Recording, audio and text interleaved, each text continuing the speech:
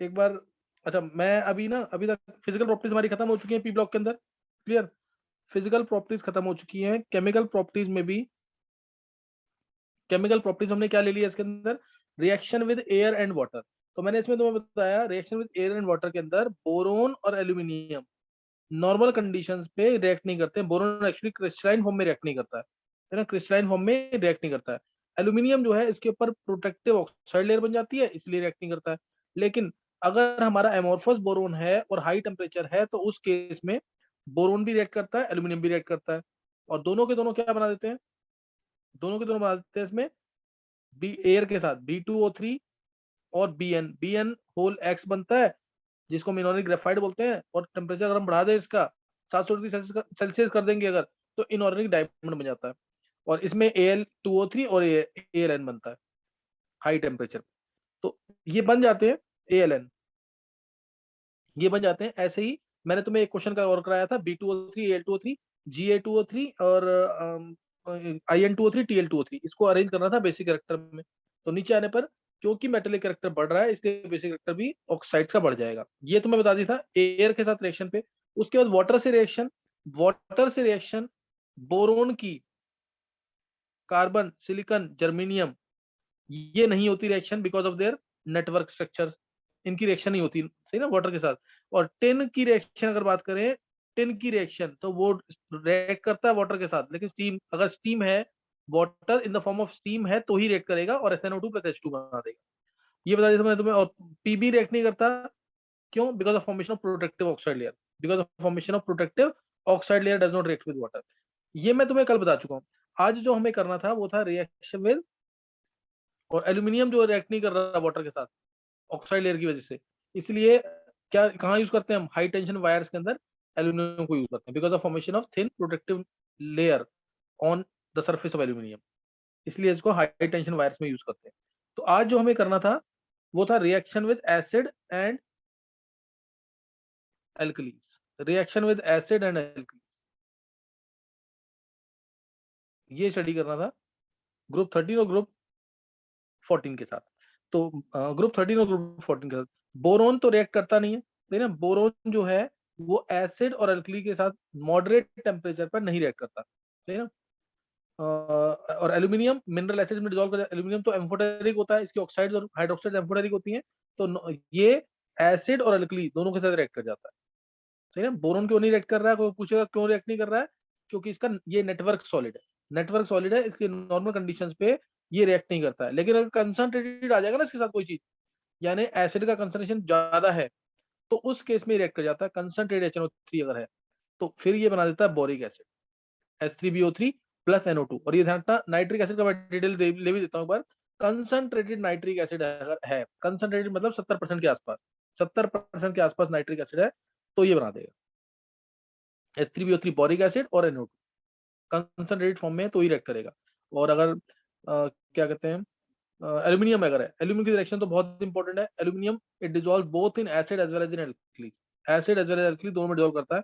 जैसे अगर मैंने HCl डाल दिया एल्यूमिनियम के अंदर, HCl डाल दिया तो क्या बन जाएगा, Al3 प्लस आ जाता है, डाइल्यूट HCl है, ये डाइल्यूट HCl एक्वस फॉर्म में AlCl3 और H2 आता है, AlCl3 और H2, Al3 प्लस आ जाता है एक्चुअल में, Al3 प्लस आ जाएगा एक्वस फॉर्म में, और Cl माइनस आ जाएंगे एक्वस फॉर्म में, साथ में H2 गैस, साथ में H2 गैस।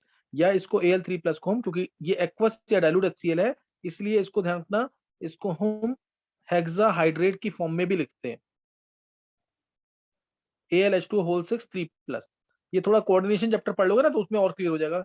एल्यूमिनियम जो है हेक्साहाइड्रेटेड सॉल्ट बनाता है, हेक्साहाइड्रेटेड कोऑर्डिनेशन सॉल्ट बनाता है ये, और plus Cl negative, plus 3Cl negative कह लो, 3Cl नेगेटिव आयंस मिल जाएंगे यहाँ पे चार्ज को बैलेंस करने के लिए। तो एल्यूमिनियम डाइल्यूट HCl से भी रिएक्ट करता है, और एल्यूमिनियम NaOH के साथ भी रिएक्ट करता है। ये रिएक्शन तो बहुत ही इंपॉर्टेंट है, सबने पढ़ी हुई है। Al plus NaOH plus H2 क्या बनेगा इसमें, ये सबको पता होगा। Al plus NaOH plus H2 क्या बनेगा, H2O। NaLO2 plus H2। बहुत अच्छे निशी। NaAlOH होल 4 की फॉर्म में भी बनता है ये, या NaAlO2, दोनों ही वर्क करेंगे। वाटर बाहर निकाल देंगे ना तो NaAlO2 आ जाएगा, सोडियम मेटा एल्यूमिनेट, दोनों फॉर्म्स बनती हैं इसकी।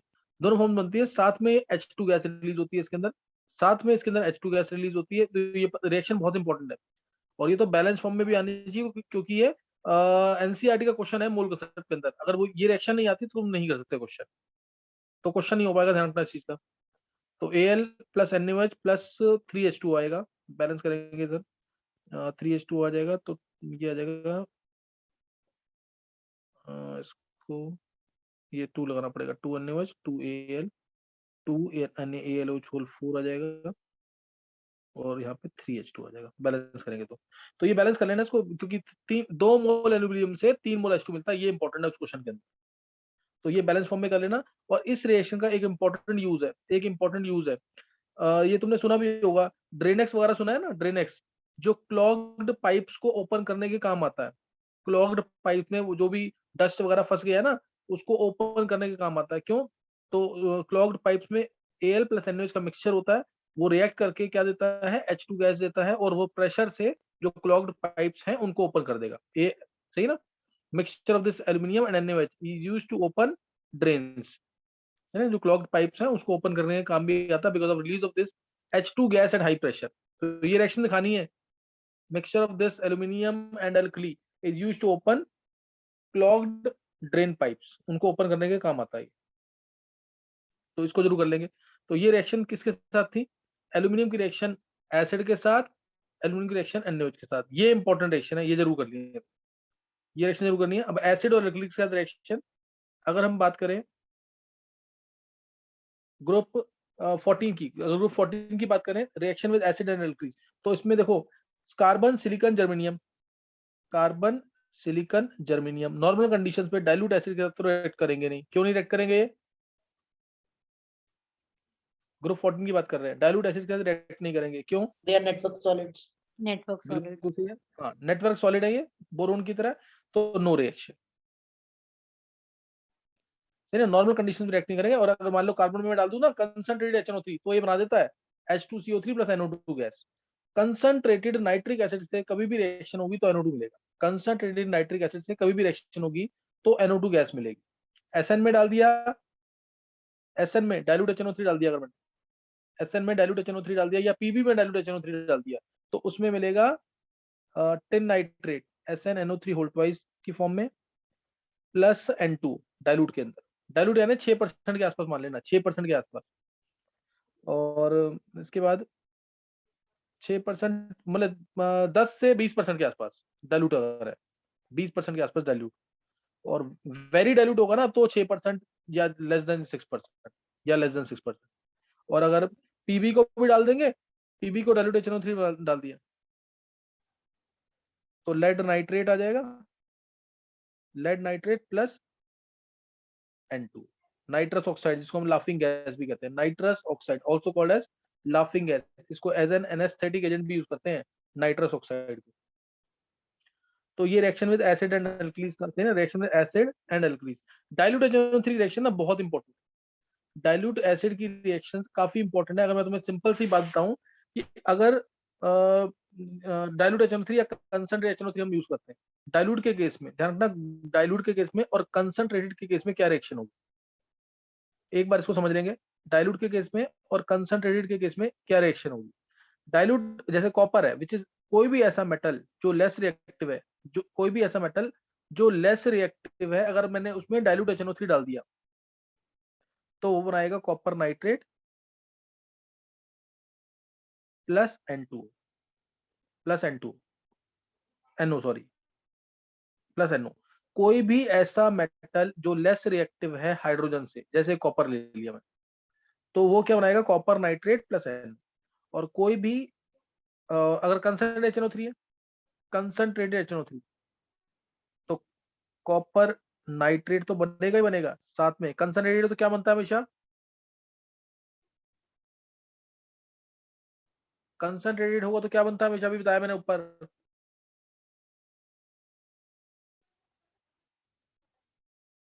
N2O. N2O नहीं, अभी बताया मैंने, कंसंट्रेटेड NO2. में हाँ NO2, NO2 बनेगा। अब ऐसे ही इसके साथ सोचो, अब कोई भी ऐसा metal, example zinc, which is more reactive than hydrogen, which is more reactive than hydrogen, जैसे डाइल्यूट HNO3, कंसंट्रेट HNO3। एक बार तुम लोग सोचो कि रिएक्शन में क्या बनेगा, एक बार तुम लोग सोच लो कि रिएक्शन में क्या बनेगा।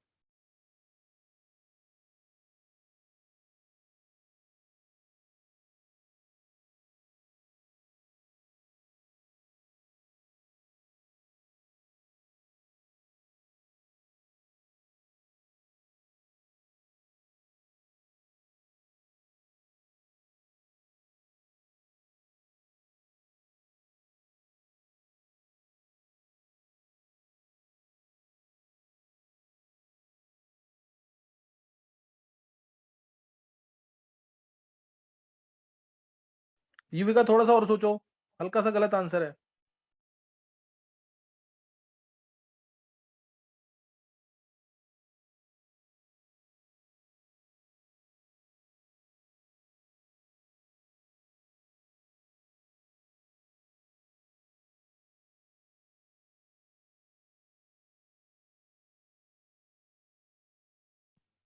काजल सही नहीं आंसर।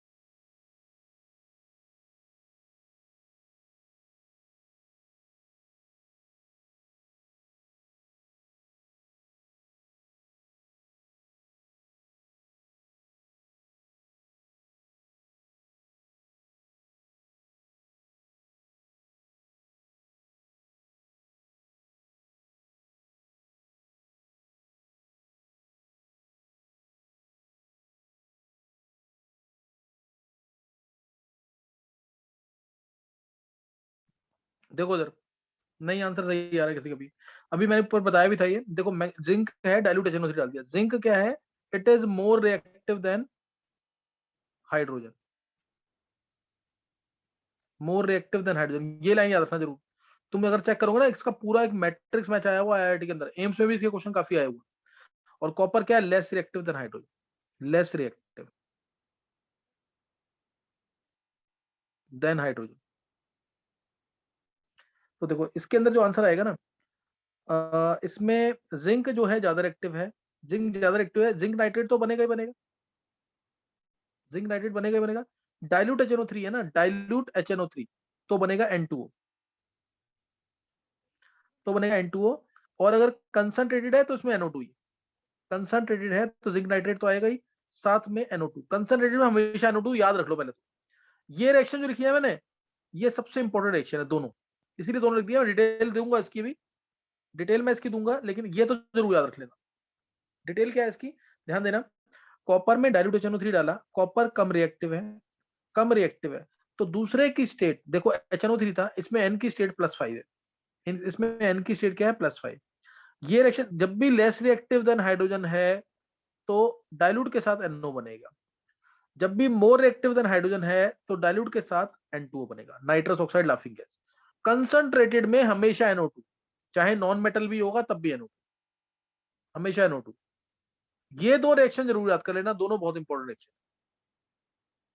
सही ना, ये तो जरूर याद कर लेना। अब ऐसा क्यों हुआ है मैं वो भी तुम्हें ट्राई करता हूँ, एक्सप्लेन करता हूँ, समझ आ जाएगा तुम्हें।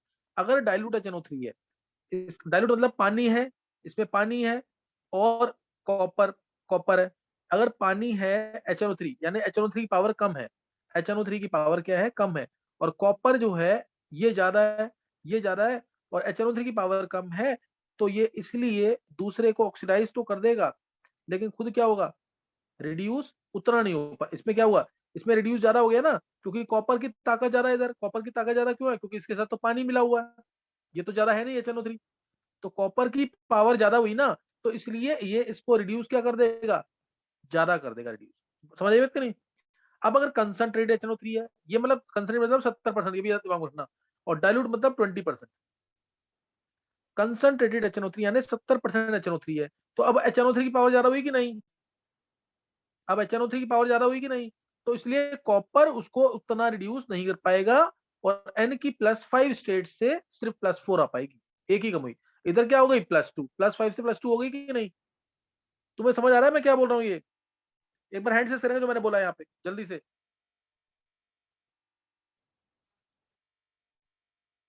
युविका, चेतन, सिद्धि, अखिलेश, मयंक, बॉबी, शिखा, अर्नव, हिमांग, गर्व, जानवी, नवीन, वेदांत, निशी, रितिका, काजल, कनिष्क, नित्या, ईशांक, छवि।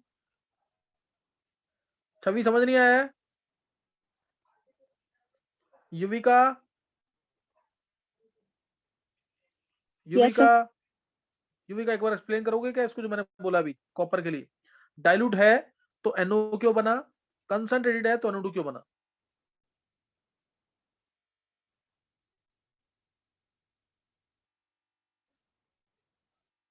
कौन एक्सप्लेन कर सकता है, वेदांत, वेदांत।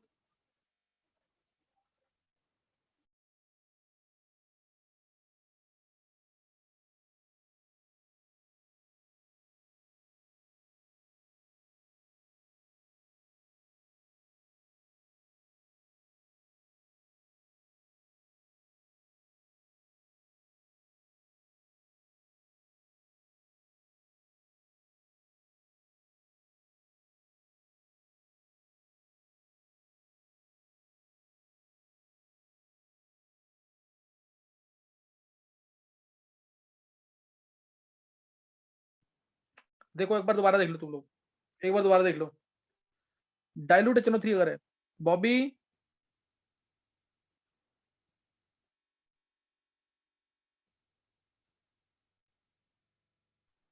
Yes sir. बॉबी एक्सप्लेन कर सकता है जो मैंने बताया अभी। सर मेरा माइक, सॉरी। चलो फिर तुम एक बार और देख लो जल्दी से, देखो इंपॉर्टेंट चीज है ना, इसको समझ रहा है ना तो पूछ लिया करो जरूर। देखो अगर मैंने कॉपर के साथ डाइल्यूट HNO3 लिया, ध्यान देना, कॉपर के साथ डाइल्यूट HNO3 लिया, यानी HNO3 कम है, इधर पानी ज्यादा है, तो HNO3 की पावर कम, HNO3 की पावर कम, कॉपर इधर एक्सेस में माना जाएगा। कॉपर अगर एक्सेस में है, अच्छा सही है बॉबी, अगर कॉपर एक्सेस में है तो वो दूसरे को रिड्यूस कर देगा NO तक, कॉपर को रिड्यूस करेगा NO तक। और अगर कंसर्न HNO3 है, इसका मतलब अब HNO3 की पावर ज्यादा है, HNO3 की दूसरे को ऑक्सीडाइज करने की पावर ज्यादा है, खुद की रिड्यूस होने की पावर कम है, खुद की रिड्यूस होने की पावर क्या होगी, कम, दूसरे को ऑक्सीडाइज कर देगा मैक्सिमम, तो दूसरा ऑक्सीडाइज हो गया मैक्सिमम +2 भाई, लेकिन खुद ये कम रिड्यूस होगा NO2, क्योंकि इसको रिड्यूस करने वाला जो है वो क्या है, कम है एक तरीके से। अब ऐसे ही जिंक देखो, अब जिंक है, जिंक तो कॉपर से भी ज्यादा एक्टिव है, it is more active than hydrogen also, ज्यादा एक्टिव है हाइड्रोजन से, इसलिए डाइल्यूट HNO3 डालोगे, इसका मतलब HNO3 कम है तो HNO3 की पावर कम, जिंक की पावर ज्यादा, जिंक की पावर ज्यादा, इसलिए जिंक जो है वो क्या करेगा, HNO3 को ज्यादा रिड्यूस करेगा। इसने कॉपर जो कि कम रिएक्टिव था उसने +2 स्टेट तक लेके आया, ये +1 तक ले आएगा, ये कहां तक ले आएगा, +1 तक।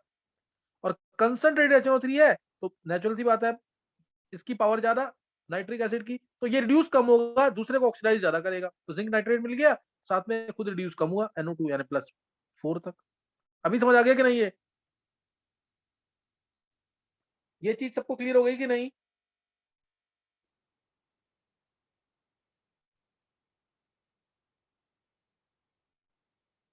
Yuvika, Yes, sir. अब बोलोगे कि नहीं। यस सर, अब ठीक है। हाँ बोलो एक बार। कॉपर और जिंक का डाइल्यूट HNO3 वाला एक्सप्लेन कर दो। कंसंट्रेटेड वाला तो पता है। बोलो युविका।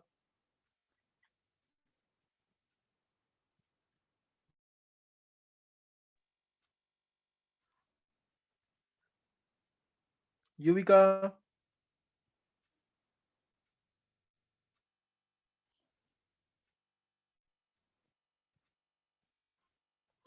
नहीं क्लियर हो रहा है। वेदांत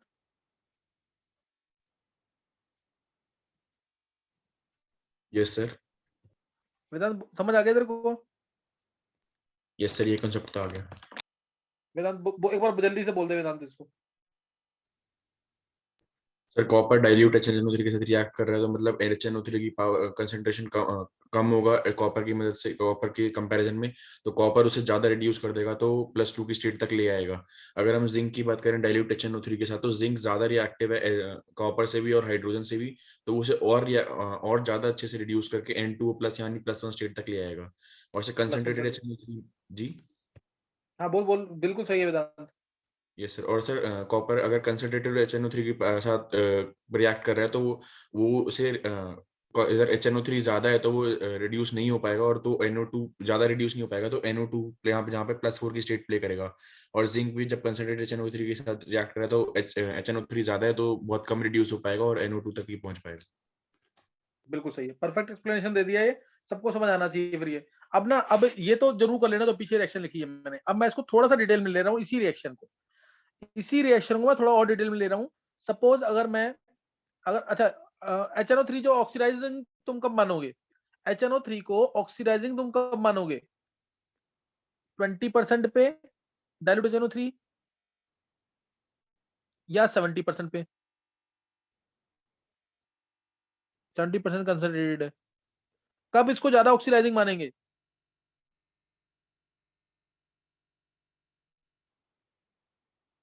वेदांत 20% डाइल्यूट HNO3 पे। नहीं नहीं नहीं, कंसंट्रेटेड इसकी पावर कब ज्यादा होगी? ऑक्सीडाइजिंग कब मानेंगे इसको? जब ये यस सर। ज्यादा होगा तो दूसरे को ऑक्सीडाइज ज्यादा करेगा ना। तो इसको हम अच्छा ऑक्सीडाइजिंग एजेंट मानेंगे कि नहीं?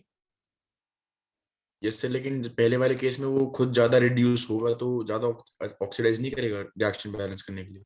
नहीं नहीं नहीं, खुद रिड्यूस हो रहा है, यानी दूसरा उसको रिड्यूस कर रहा है। इसकी ताकत ही कम है। अब मान, ये देख वेदांत, सिंपल सी बात देख, अगर मान ले 6% HNO3 हो जाए, अभी तो वेरी डाइल्यूट हो गया कि नहीं? Yes sir. अब इसको तो क्या ऑक्सीडाइजिंग मानेगा? ये तो वेरी डाइल्यूट HNO3 हो गया ना। इसमें तो यस पानी सर, है नहीं। सारा HNO3। अब इसको ऑक्सीडाइजिंग मानेगा कि नहीं? यस सर, नहीं मानेंगे। तो ये ऑक्सीडाइजिंग है ही नहीं। अब बात में है कि नहीं, ये ऑक्सीडाइजिंग नहीं है अभी। लेकिन रिएक्शन इसकी भी आती है। एक वेरी वेरी डाइल्यूट भी होता है, 2% जब हो जाए। 2% HNO3 है ना, वो वेरी वेरी डाइल्यूट होता है। जैसे मैं अगर तुम्हें बोलूं, इसी केस में इसी के केस में जिंक और कॉपर के केस में दे रहा हूं, एक बार ज्यादा रिएक्टिव, एक बार कम रिएक्टिव, एक बार ज्यादा रिएक्टिव, एक बार कम रिएक्टिव। जैसे मैंने लिया जिंक वाला केस। अब इसी क्वेश्चन को, जो पीछे वाला क्वेश्चन है ना, उसको थोड़ा डिटेल में ले लिया मैंने। जिंक ले लिया, एक बार कॉपर ले लिया, एक बार कॉपर ले लिया, एक बार पहला केस लिया मैंने 70% HNO3, 70% HNO3। दूसरा केस लिया 20% HNO3, और तीसरा केस लिया 6% HNO3। 6% HNO3। तीनों केस में आंसर देखो, तीनों केस में आंसर सेम होंगे, डिफरेंट होंगे? जिंक नाइट्रेट तो मिल ही जाएगा सब में।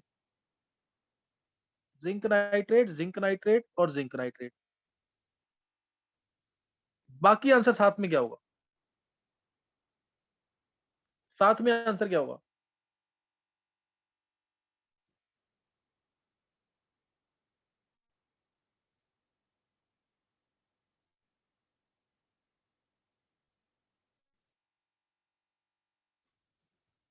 देखो मैं बता रहा हूं तुम्हें, आपको बता दूं मैं आंसर साथ में इसके। देखो, साथ वाला इंपॉर्टेंट आंसर है।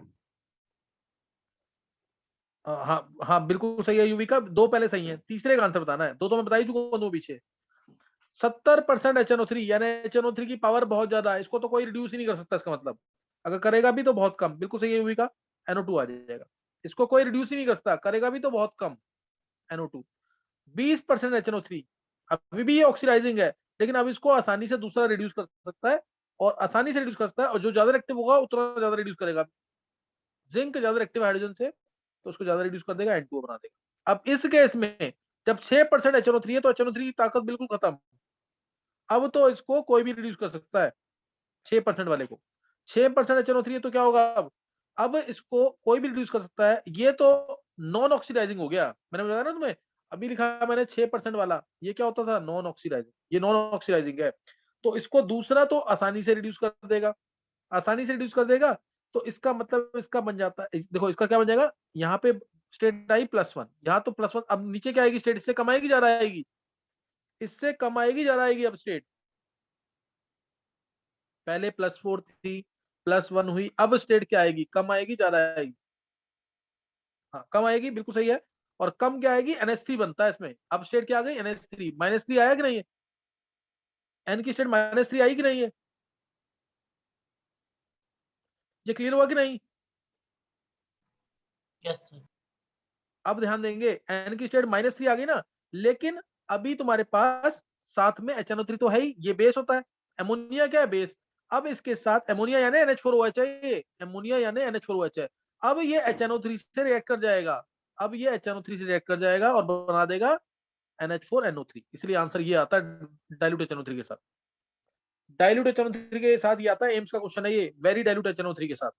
NH3 मतलब क्या ना, क्या लेके आएंगे, NH4NO3, NH4NO3।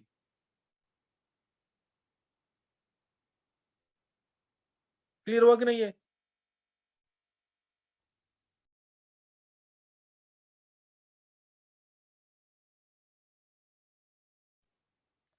समझ आ गया कि नहीं है। और कॉपर के साथ जो कि लेस रिएक्टिव है, किससे, हाइड्रोजन से कम रिएक्टिव है ना, हाइड्रोजन से कम रिएक्टिव है, इसलिए 6% HNO3 जो कि नॉन ऑक्सीडाइजिंग है बिल्कुल ही, और कॉपर भी कम रिएक्टिव है, इसलिए इस केस में नो रिएक्शन आएगा आंसर। बाकी दोनों आंसर तुम्हें पता है। यहाँ पे कॉपर नाइट्रेट आएगा प्लस डाइल्यूट के साथ 70% अगर है, तो उसके साथ आ जाएगा NO2, और अगर 20% HNO3 है तो आंसर आएगा NO। अभी रिएक्शन क्लियर हो गई दोनों की, नहीं है।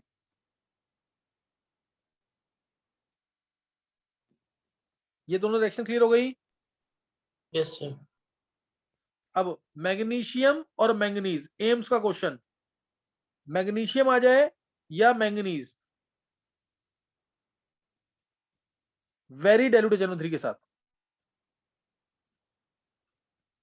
Very dilute HNO3। इसकी मैंने डिटेल में एक्सेप्शन केसेस नहीं लिए, अभी सिंपल बताया तुम्हें। वेरी डाइल्यूट HNO3 के साथ ये क्या बनाएंगे, वेरी वेरी डाइल्यूट HNO3 होता है, यानी 2% के आसपास, 2% HNO3 क्या बनाएंगे,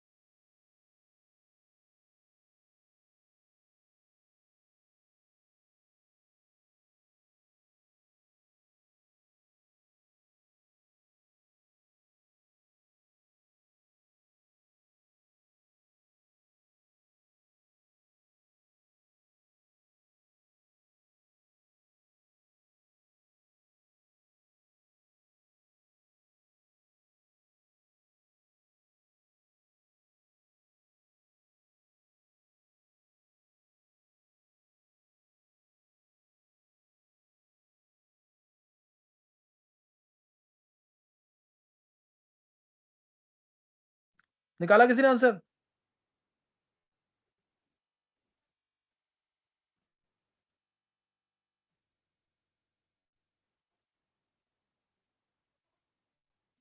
निकाला किसी ने आंसर इसका, क्या बनेगा इसमें। हाँ, यूवी का ट्राई अच्छा किया, लेकिन ध्यान रखना ये स्पेशल केस है, इसको भूलना नहीं बिल्कुल भी। मैग्नीशियम नाइट्रेट बनता है इसके अंदर, और ये 10th क्लास में पढ़ी रिएक्शन सबने, साथ में H2 गैस मिलती है, साथ में क्या मिलती है, H2 gas, very very very dilute HNO3 है, यानी ये पानी है कि HNO3 एक्चुअल में, ये एक्चुअल में पानी है कि HNO3 है?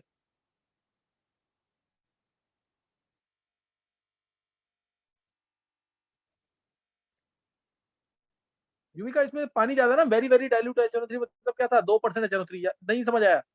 ये 2% था, this was hardly 2%, this HNO3 is hardly 2%, है कम की नहीं?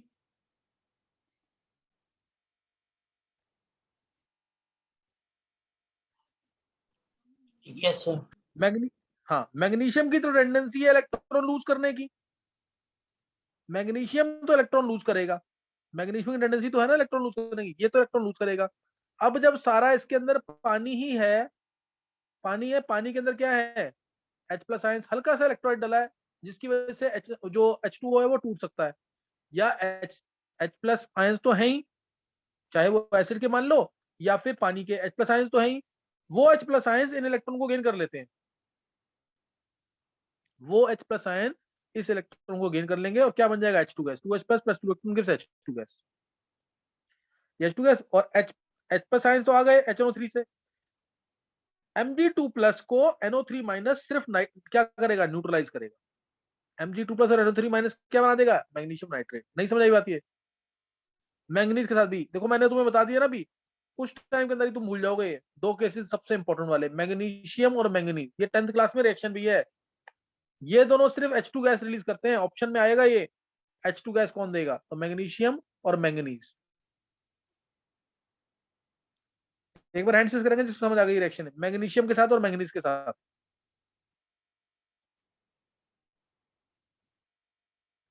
निशी, वेदांत, वेदांत, चेतन, बॉबी, युविका, सिद्धि, नवीन, अखिलेश, जानवी, मयंक, निशी, शिखा, हिमांग, अर्नव, ईशांक, छवि,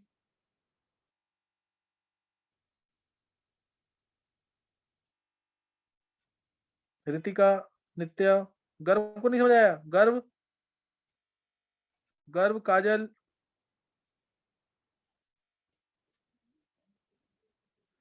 काजल को आगे समझ, गर्व,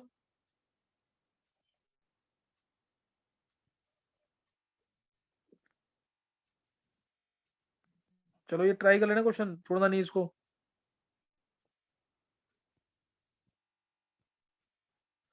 ये क्वेश्चन कर लेना, इसको छोड़ना नहीं बिल्कुल। मैग्नीशियम नाइट्रेट मिलता है और H2 गैस, अकेला मैंगनीज और मैग्नीशियम दोनों वेरी वेरी डाइल्यूट HNO3 से रिएक्ट करते हैं, very very very dilute HNO3, 2% HNO3, जिससे पानी ज्यादा है, H+ और O चांस में टूट सकता है, HNO3 तो टूटेगा ही, H+ और NO3 नेगेटिव में H+ जो है वो मैग्नीशियम से जो इलेक्ट्रॉन मिलेंगे उससे गेन करके H2 गैस बना देगा, मैग्नीशियम 2+ और नाइट्रेट आयन कंबाइन करके मैग्नीशियम नाइट्रेट बना देगा, वो बना देंगे मैग्नीशियम नाइट्रेट। ये रिएक्शन बहुत इंपॉर्टेंट है, इसको भूलना नहीं बिल्कुल भी, नहीं रिएक्शन काफी इंपॉर्टेंट है, इसको नहीं भूलना बिल्कुल भी। अब जैसे आ गया ना, ये इनमें से कौन सा मेटल,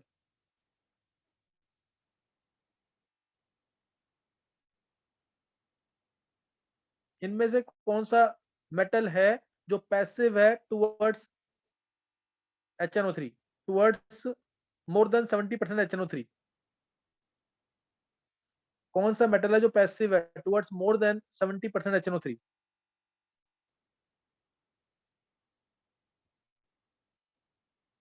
एल्यूमिनियम। निशी सारे नहीं है ये, सारे होंगे ना? Yes Nishi sir. याद आ गया कि क्या याद करवाया था मैं इसमें, फेंको नहीं करारे आलू बेकार में, याद आ गया कि नहीं, यस सर। फेंको नहीं करारे आलू बेकार में। तो ये तो सारे क्या बनाते हैं, प्रोटेक्टिव ऑक्साइड लेयर बनाते हैं, लेकिन कंडीशन क्या है बनाने के लिए, लगभग 75 to 80% होना चाहिए HNO3, ये याद रखना जरूर, इतना होना चाहिए HNO3।